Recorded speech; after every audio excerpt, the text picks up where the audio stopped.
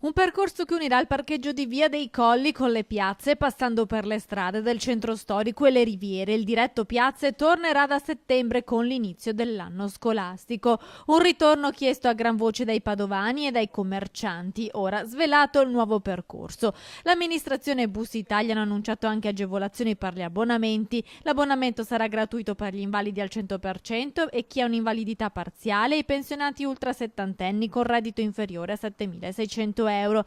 In questo modo sono oltre 2.700 i padovani che potranno salire gratis sul diretto piazze. Se un passo in avanti è stato fatto, ora il sindaco dovrà mantenere un'altra promessa. I cittadini della Sacra Famiglia e della Paltana hanno chiesto più volte, anche attraverso i nostri microfoni, di sistemare i collegamenti tra il quartiere e i punti cruciali della città. Le tratte del 5, 15, 16 e 18 sono le prossime ad essere sistemate. Per cui abbiamo chiesto a Bus Italia che dia un'occhiata per cercare di risolvere, almeno tamponare i problemi che ci hanno evidenziato i cittadini. I cittadini è chiaro che sono stanchi di aspettare, per cui a loro non interessa che sia cambiata l'amministrazione, vogliono i fatti.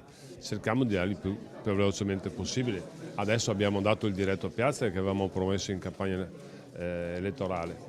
Per cui è già un inizio, è una prima puntata. Bus Italia Veneto intanto lancia la campagna abbonamenti con offerte e sconti, un modo per contrastare i portoghesi che spesso si concentrano soprattutto sulle tratte urbane. Al vaglio anche un nuovo sistema di vigilanza che affiancherà i controllori che spesso finiscono nel mirino degli utenti violenti. Stiamo pensando a come riproporre in maniera sempre più efficace il servizio di contrasto all'evasione, sia con i vigilanti sia col personale interno, quindi non è soltanto un servizio dato all'esterno, ma è un servizio che deve integrarsi bene anche con quanto sta già facendo il personale di Bus Italia Veneto proprio per migliorare e contrastare sempre di più questo fenomeno.